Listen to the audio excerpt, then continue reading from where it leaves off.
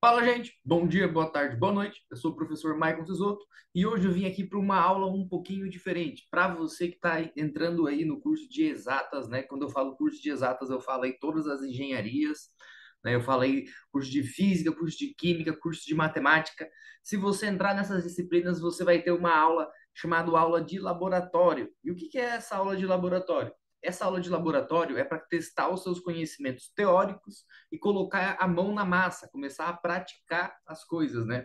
A gente que é da parte de professor, né, parte de professorar, a tal da licenciatura, na licenciatura a gente também tem alguns laboratórios, mas é muito mais voltado para a parte de estágios, né? Parte em que a gente realmente a gente trata ali do aluno nesses momentos, né? Mas se você vai trabalhar aí, se você é de uma engenharia química, por exemplo, como é esse relatório aqui, ou se você é da física, da matemática, né? Você vai ter que fazer vários testes aí para ver se a teoria que você está usando funciona na prática, né? Então, uma das coisas que a gente vai fazer é medir, por exemplo, velocidade média, energia cinética, força em mola. Então, tudo isso aí são testes das equações que a gente já conhece lá do ensino médio e quando você começa a ficar um pouco maduro dentro da faculdade, né?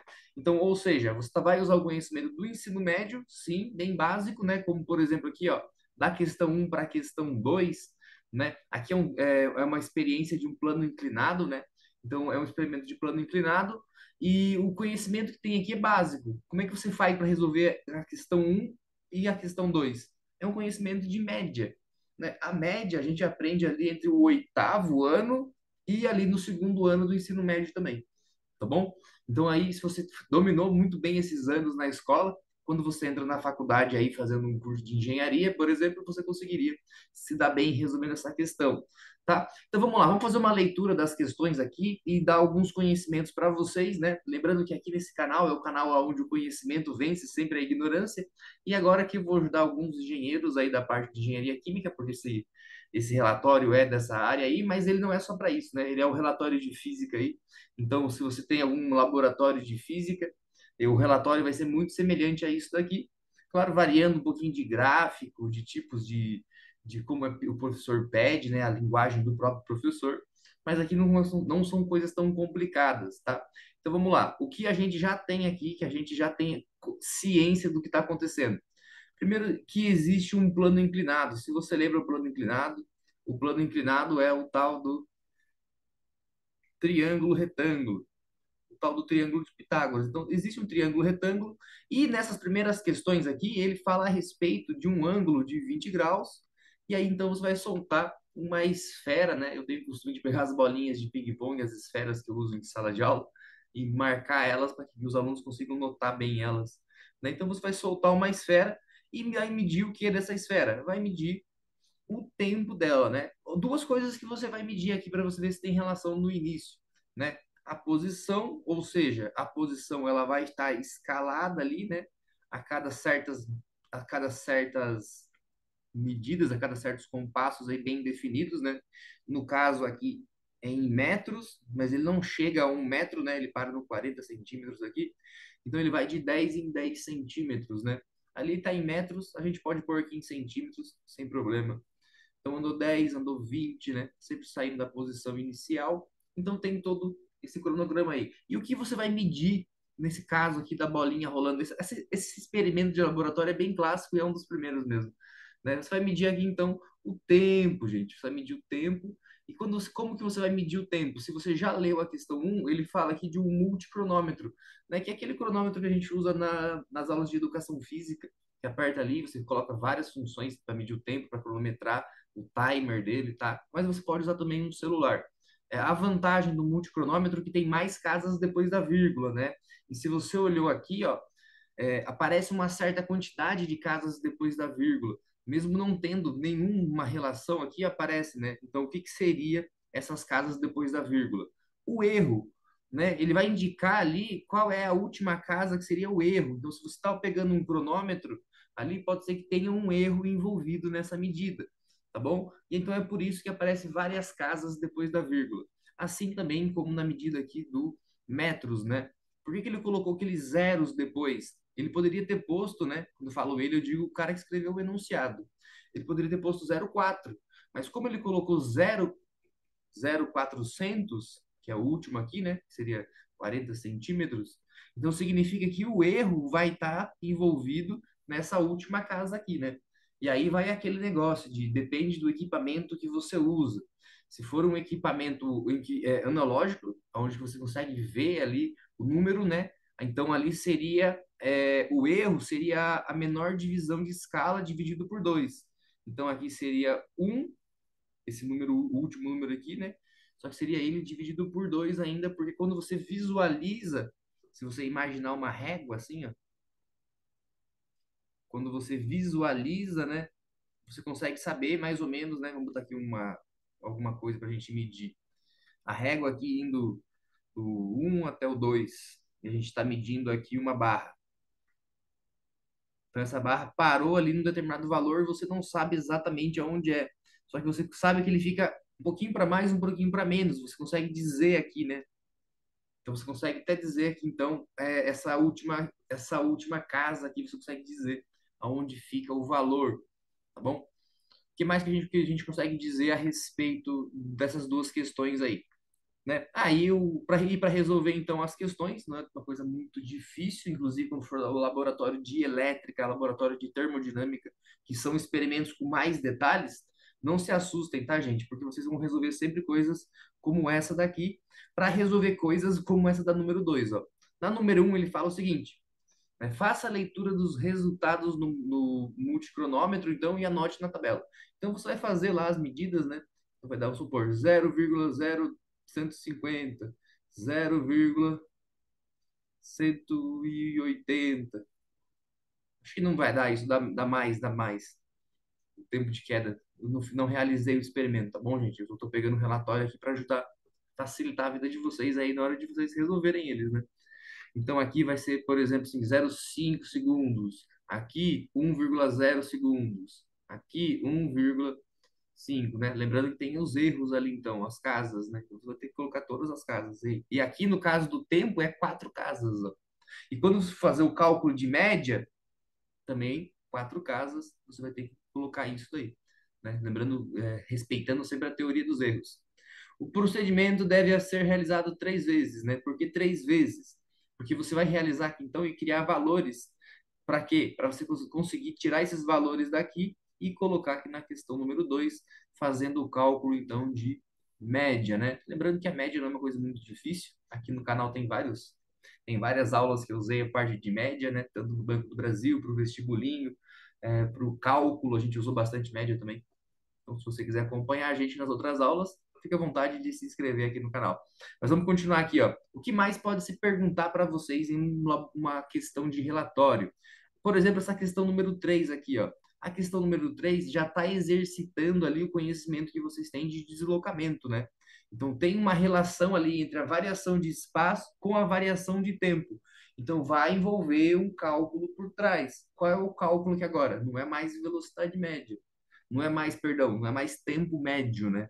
Que era a questão 2. Soma tudo e divide pela quantidade que você tinha ali, né? Ah, gente, e lembrando, e se quiserem voltar aqui na questão número um, né? Então, somaria um, dois, três números e dividiria por 3 e o resultado você coloca ali, então, naquele lugar ali embaixo da número 2, né? Aí, de novo, então, no 20 aqui, né? No 20 centímetros ou no 200 milímetros, faz a média e põe ali nos 20 centímetros, tá? Então, assim, resolveria essa questão número um e a número 2. Já a número 3 tem que ter uma operação por trás, tá? Então, não foi uma coisa de média, tem que ter uma operação por trás. E qual foi? Apareceu a faculdade, não era para aparecer. Qual foi a operação por trás que a gente sabe ali? A operação é uma operação de subtração. Então, se você está numa posição depois de um determinado tempo, né? Chegou até a posição de 10 centímetros, ou como está na tabela, 0,100 metros.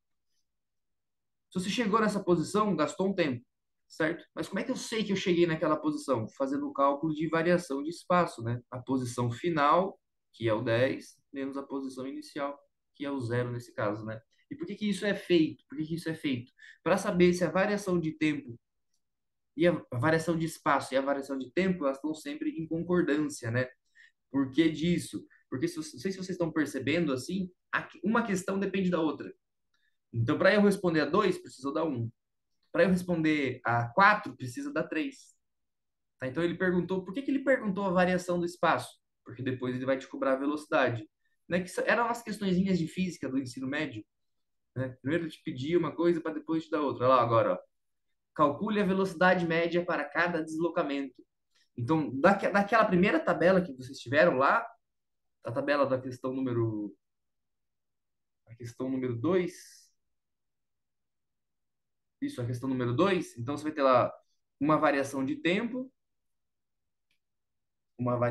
aqui, né? Então, o tempo você também calcula fazendo o final menos o inicial, né? Então, o tempo final, que você calculou ali tirando a média, menos o tempo inicial, nesse caso aqui o tempo inicial vai ser zero, mas já na outra variação aqui, ó, do 200 para o 300, tem uma variação de tempo, e essa variação de tempo também é o tempo final, e o tempo inicial agora ele não é zero, ele é o valor do tempo anterior que apareceria ali, que aparece ali, né? Cada um de vocês vai ter aí um determinado valor na tabela.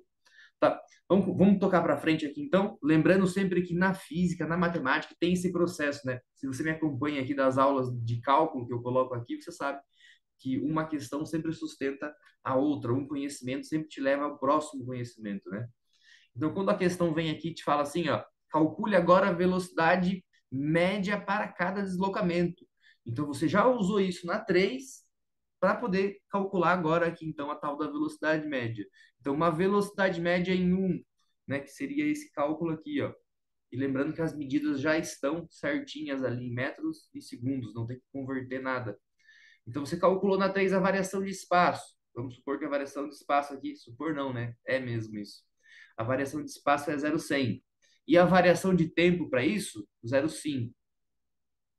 Não foi isso, né? Pode ser, dependendo do plano que você colocar ali, das medidas que você tiver, vai ser um tempo diferente. E aí, então, você vai realizar o quê? O espaço, a variação do espaço ou deslocamento dividido pelo intervalo de tempo que isso acontece. Aí você acha, então, a velocidade média 1. Depois faz isso de novo para o espaço 2, que vai ser também esse 100, né? E a variação de tempo aqui vai ser uma coisa parecida, elas são sempre parecidas, tá bom? Para a gente conseguir encontrar a velocidade 2 aqui. E depois a velocidade 3. E depois a velocidade 4. E assim a gente preenche todos os valores de velocidade média. Por quê? Porque você já resolveu a 3 e agora resolveu a 4. Tá bom? E se você notar, é sempre a mesma lógica, sempre a mesma lógica. Quase todo o curso de exatas vai ter essa lógica aí. Então você não consegue responder as questões mais complicadas se você não pegou as mais fáceis antes, né? Então aqui na 5, ó, na 5 ele fala assim, ó, calcule a velocidade média da esfera. Então era uma esfera que estava em rolamento ali, né? Para o trajeto de 0 milímetros até 400, que era a tabela inteira, utilizando dados obtidos no item 2, que foi aquele cálculo lá que a gente fez antes então. Né? Então agora a média é a média total. Tá vendo ali tem até o trajeto da média assim, ó.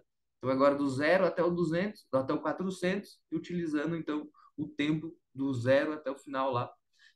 Eu acho que essa questão 5 aqui, ela foi colocada com o intuito de fazer essa comparação mesmo, né? Se voltar aqui na questão 4, ó, na questão 4 você vai achar várias velocidades, né? E aí então você vai ter a velocidade média 1, velocidade média 2, velocidade média 3, velocidade média 4, tá? E aí na questão 5 você vai ter uma velocidade média para todo o percurso. Daí você vai ter essa noção de saber comparar, né? Essas matérias de laboratório, gente, elas são feitas exatamente com esse intuito, de que você tenha a sua noção de mundo físico de acordo com a noção da matemática que está ali. Então, será que a média de toda a descida é igual ao valor da velocidade média de tudo, do caminho total, do trajeto total? Tá? Então, você vai ter 4 médias lá atrás e aqui você vai ter uma outra para ter esse comparativo aí.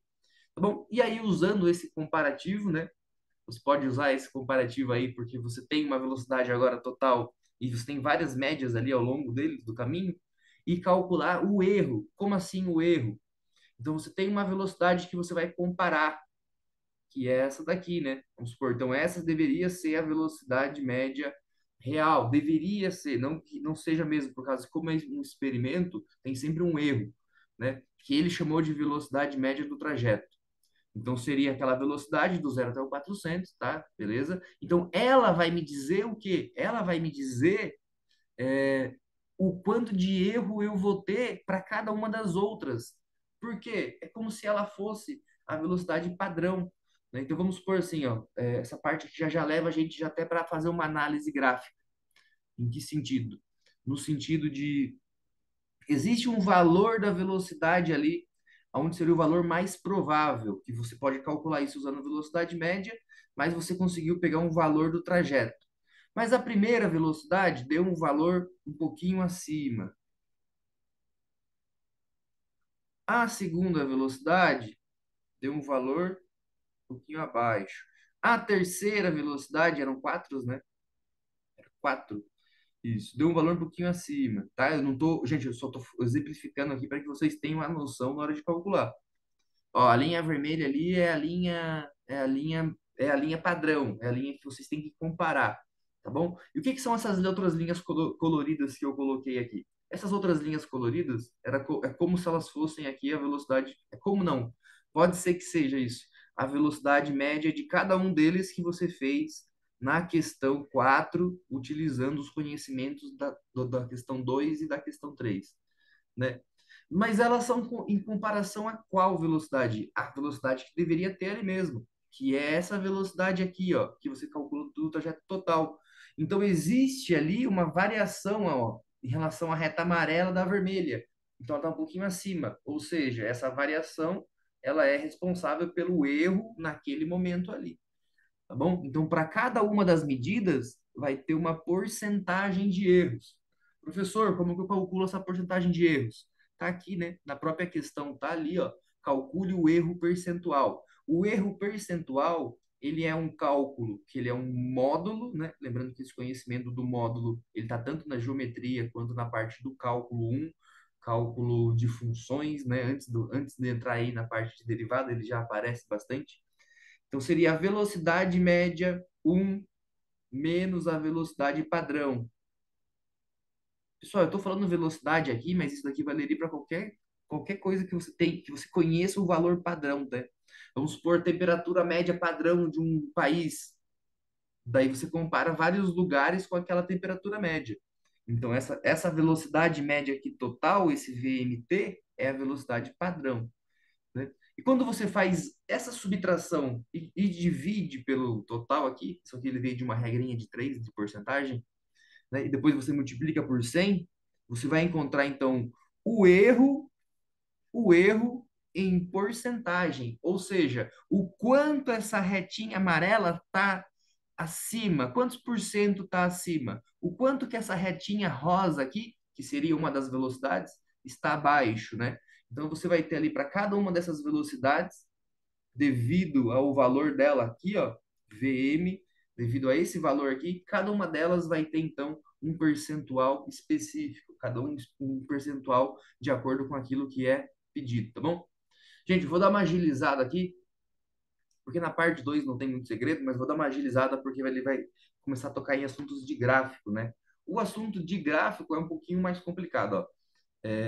Na questão 9 ali. Porque aí você tem a função que você já conhece, mas não fica enraizado na função que você já conhece. Qual é a função que você já conhece? A lei matemática, né? A lei matemática por trás daquilo, né? No caso aqui desse relatório aqui, é a função das posições. Então, é a posição inicial mais a velocidade média vezes o tempo, né? Então, essa equação aqui ela é conhecida já na física um, a gente usa ela bastante no cálculo, mas ela veio aí de uma função. Então, se ela veio de uma função, a gente consegue usar essa função para quê? Vamos botar aqui a x mais b, que é como a gente usa ela bastante. A x mais b. Essa função, então, ela tem um comportamento, a gente consegue usar isso num gráfico, né? Então, se você fez um experimento na sua casa, seja ele de qualquer coisa que seja um experimento, e tenha uma teoria por trás, você vai colocar ele num gráfico e depois avaliar se a teoria está de acordo. tá bom? Porque muitas às vezes a gente confunde, a gente acha que a gente tem que chegar lá e já colocar o negócio de acordo com a teoria para ficar certo. Não, no relatório, no laboratório, pode estar errado. Você pode fazer um monte de... E às vezes a temperatura do ambiente mudou, o negócio deu errado. O formato da bolinha não era tão redondo e daí deu errado. O plano não estava com um ângulo específico e daí deu errado. Entendeu? Então tem várias variáveis aí. E isso tem que ser calculado. Então, a ideia de dar errado vai aparecer no seu relatório também. Inclusive, você pode escrever isso na conclusão, se for um relatório que tem que ser escrito. Tá? Nesse caso aqui, é um relatório que você responde as perguntas e chega tranquilamente no resultado dele. Né? Então, vamos lá. 7. Ao considerar a tolerância de erro admitida de 5%, né, isso é, da nossa, é do laboratório já, a teoria de erro ela é admitida até 5%. Acima de 5%, a gente trabalha já de que aquela teoria que a gente está usando não dá, então a gente tem que buscar recursos em outro lugar, tá bom? Porque você começa a fazer uma experiência, seja ela física ou química, com uma base de teoria. Então, se ela está dando 5% de erro dentro da fórmula matemática, que foi a fórmula que eu escrevi agora há pouco, então ela está de acordo com o que se espera, né, ainda do nossa teoria. Então, os 5% de erros ainda é aceitável, né? Para quem é da agricultura, eu acompanho bastante alunos do pessoal da agronomia aí, do florestal também. Um abraço para todos vocês aí. Espero que estejam inscritos e vendo meus vídeos, hein? Eu faço bastante, ajudo eles bastante no cálculo deles, e isso é, por exemplo, numa medida de desidratação do feno, também funciona, né? Num cálculo de você fazer um cozimento específico, funciona também. Né? Por quê? Porque o laboratório ele está aí para mostrar para vocês, né? Quem é da engenharia química, cara, o laboratório é uma coisa linda, vocês vão usar isso em várias áreas, seja dentro da área médica, seja dentro da área de fabricação dos materiais, né? Da engenharia dos materiais também, da parte de produção. Isso é muito bonito, porque o laboratório mostra que a teoria funciona, né? Que a ciência é linda e funciona. Mas vamos tocar para frente aqui então. A número 8, então, você vai construir o gráfico. E aonde você vai tirar os dados do gráfico? Olha ali. É, na 7, rapidinho, só para voltar aqui. Pode-se afirmar que a velocidade permaneceu constante? Essa foi a pergunta da 7. Então, se o erro ali tiver abaixo de 5%, você fala que sim, a velocidade foi constante. Senão você fala que não, existiu ali uma aceleração. E possa ser que exista mesmo, tá? Na número 8 não. Na número 8 é um gráfico. Então, existe ali dois eixos, né? O eixo X e o eixo Y, no caso aqui o Y e o X, aonde um deles vai ser a posição, o primeiro que aparece é a posição, e o outro, então, vai ser o tempo. E aí você vai lá voltar nos dados lá, né? Primeiro que os espaços estão fáceis de definir aqui, né? Vamos botar aqui, então, ele vai ser 10, 0, 10, 0, 20, 0,30, não estou considerando o erro aqui, 0,40. Né? Lá no gráfico, lá na tabela, tá com três zeros aqui, né? Pode pôr aqui também, não tem problema. Mas é só para vocês terem noção de que o ponto que vocês vão calcular vai estar por aqui. Então, deu um determinado tempo, pá, por aqui. Um outro tempo, deu por aqui. Né? E com isso vai dar o quê? Com isso vai dar, então, um gráfico ali. Aí você tem que ver se esse gráfico... Opa! O primeiro aqui embaixo, né? Aí você tem que verificar se esse gráfico aí vai dar a velocidade que vocês estavam esperando, uma velocidade média ou uma velocidade não média, uma velocidade aí, uma velocidade constante, né? Ou uma aceleração, então, você sabe? Então você vai ter que encontrar aí de acordo com o tempo, né? Então quem vai dizer aqui, ó, aonde vai ficar localizado os meus T1, T2, T3 e T4? T3 e T4. Quem vai dizer isso?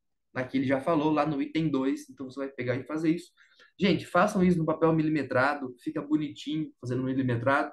Né? Hoje em dia você tem recursos usando o Excel, né? Mas no Excel a gente não ganha habilidade, mas pode pôr no Excel, coloca os valores no Excel, que ele gera o gráfico para você já, e aí você pode até pedir para ele fazer ali a reta, né? Que seria a melhor reta que a gente chama, né? Para saber se ele é certo ou não, tá bom? Vamos prosseguir aqui, porque o gráfico ele é importante para a questão número 9 também. Olha o que a 9 fala. O gráfico é uma função daquele tipo ali, ó, ou seja, uma função em linha reta. Então vai ficar uma coisa bem semelhante ao que eu coloquei aqui, tá? Qual é o valor do coeficiente linear B? O que é esse coeficiente linear? É onde eu corto o eixo aqui, ó. Ele deveria ser um valor próximo do zero. tá bom? Se a teoria tá certo, né, com 5% de erro. Então ele pode ser um pouquinho acima ali, né?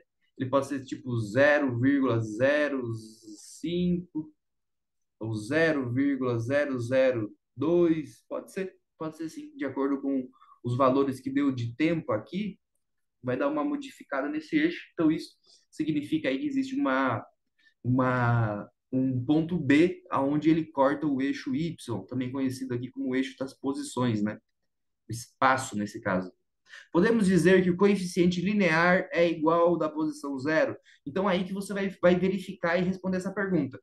Então, quando você faz aqui a verificação se os valores estão certos, o que você vai fazer? Você vai traçar uma reta média, inclusive tem métodos de calculadora que fazem isso, né?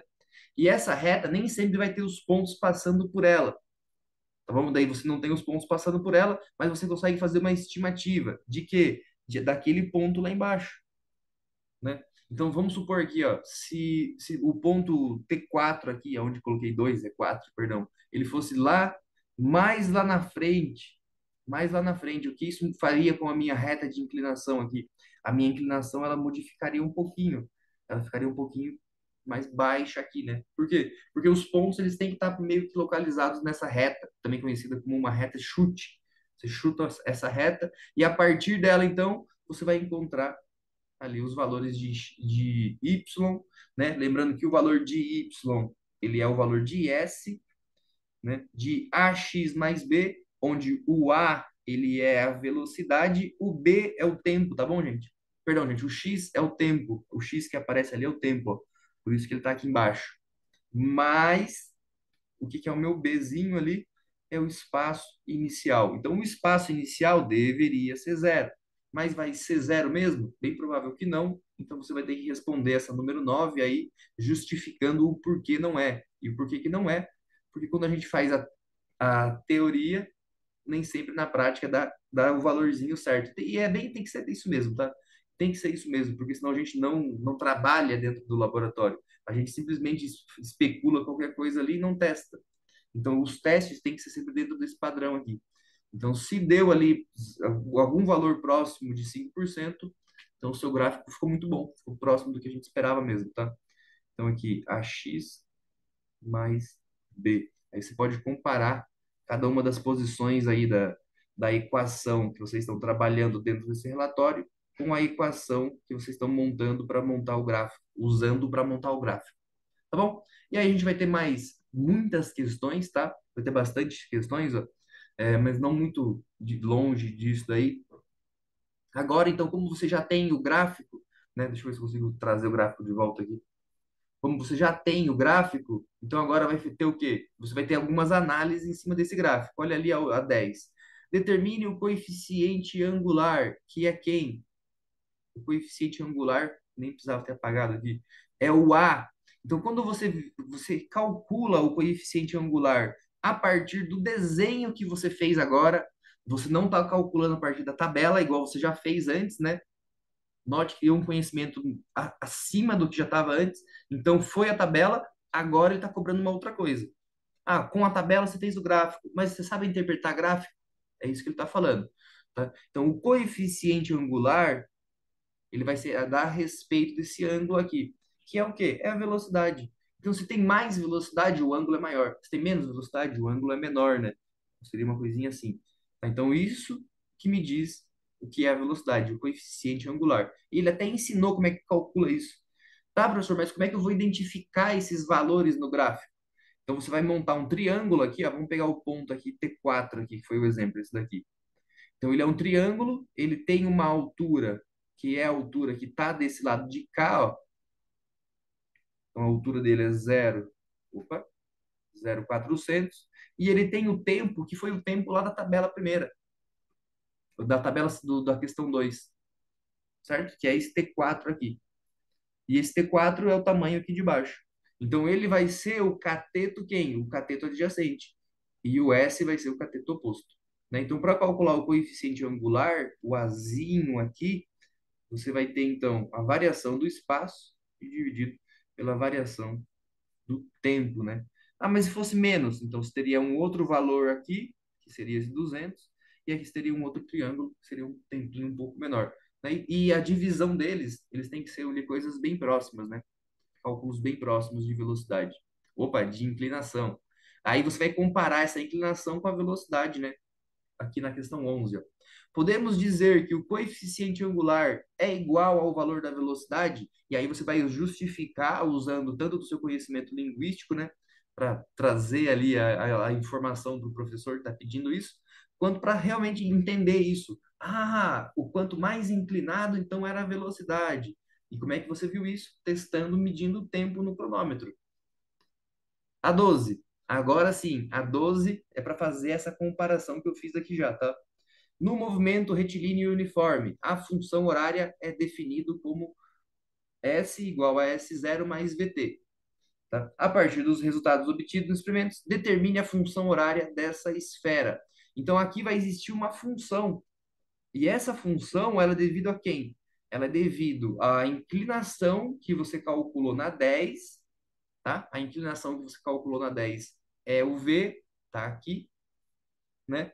E toda vez que você muda o T, ó, você muda o T do T1 para o T2, você vai chegar num outro espaço ali, no outro Y, tá? Então, isso aí vai dizer para você quais são as características da sua função. E lembrando que você já calculou o B na questão número 9 e calculou o A na questão número 10. Então, a sua função vai ser Y igual ao A que você encontrou lá, vezes o X, né? Na verdade, não vai ser X, é o tempo, porque está na 12 ali, mais o B. Então, isso daí tem que ser uma coisa semelhante à função horária, né? Que aí você vai determinar a função e vai apresentar ela aqui, então, né? Aí S igual ao S0, que vai ser 0, alguma coisa ali, que você calculou na inclinaçãozinha ali, tá? Mais a velocidade que você calculou na 10, vezes o T. É assim que tem que ser apresentado. Tá bom? Eu estou colocando letras aqui, gente, mas vai ser números. Vamos botar números de exemplos aqui, então. Então, vamos supor que a velocidade, o S0 seja 0,003, bem próximo. Parabéns, um laboratório bem organizado. E a velocidade ali, vamos supor que seja de 10 metros a cada segundo, não sei. Não, 10 é muito. 3, 1 metro por segundo, pronto. Tá? Então, é uma coisa semelhante a isso que você vai apresentar na questão 12. Tá bom? E nas próximas questões, gente, não tem muita mágica aqui, ó. O que acaba acontecendo é que ele pede para mudar o ângulo de inclinação e aí você vai fazer a mesma coisa de novo. Né? Então, muda o ângulo de inclinação. Então, agora, ao invés de você fazer, isso pode ser feito no laboratório ou pode ser feito na casa, tá? Então, ao invés agora de você fazer um ângulo de 20 graus, é um ângulo um pouco menor, então é uma rampa maior, né? Eu acho que os 10 graus ali é o que é permitido por lei para você fazer uma rampa na engenharia civil. Então, se você é engenheiro civil, tá vendo esse vídeo aqui, tá é engenheiro não, né? Estudante de engenharia aí, tá no começo do curso. Se inscreve no meu canal aqui, vai lá, assiste as aulas de cálculo, não esquece disso também, tá bom? E se precisar de mais ajudas no laboratório, deixa aí nos comentários que eu venho aqui sempre que posto alguma aula para vocês a respeito aí da física e da matemática para vocês vencerem esse conhecimento, ganharem esse conhecimento e vencer aí dentro do laboratório, né? Eu acho que um bom estudante aí é o que faz um bom profissional no futuro. Gente, aí depois não tem mais segredo. É só reproduzir a mesma coisa. Então, calcula a posição, daí constrói o gráfico, vê se tem a velocidade de acordo com o que você precisa lá, a velocidade média de acordo com as posições, né? Aqui ele está fazendo um pouquinho diferente, ó. Ele pediu t e pediu também o t ao quadrado, tá bom? Porque com um ângulo menor ele vai querer saber uma outra coisa ali, talvez a aceleração, né? Agora ele pediu para construir o gráfico de t ao quadrado. Para quê? Porque se o t ao quadrado... Ah, deixa eu explicar um pouquinho melhor essa parte aqui, gente. Por que que ele está trocando aqui? Primeiro ele pediu um gráfico para você de posição vezes o tempo, e agora ele pediu um gráfico de posição vezes o tempo ao quadrado, tá? Por que ele está fazendo isso? Porque agora você tem que... Se o tempo ao quadrado está sendo linear, se o tempo ao quadrado está sendo linear, significa que esse eixo do tempo aqui, dentro do seu gráfico, né, ele deveria ser num gráfico primitivo que eu digo num gráfico primitivo? Num gráfico de t, deixa eu pegar uma outra cor aqui, num gráfico de t normal aqui, t simples, né? T elevado a um, t linear, né? Então, se aqui no gráfico de t ao quadrado ele aparece uma reta, no gráfico do t normal ele vai aparecer uma parábola, tá bom? Por que isso? Porque significa então que a minha função das posições, ela não muda com o t, ela muda sim com o t ao quadrado, tá bom? Isso fica claro, né? Essa aqui é a minha primeira aula que eu gravo aqui para o laboratório, tá bom? Tanto que eu queria trazer essa base aqui, já para dar um despertar em vocês aqui que estão me acompanhando, tá bom?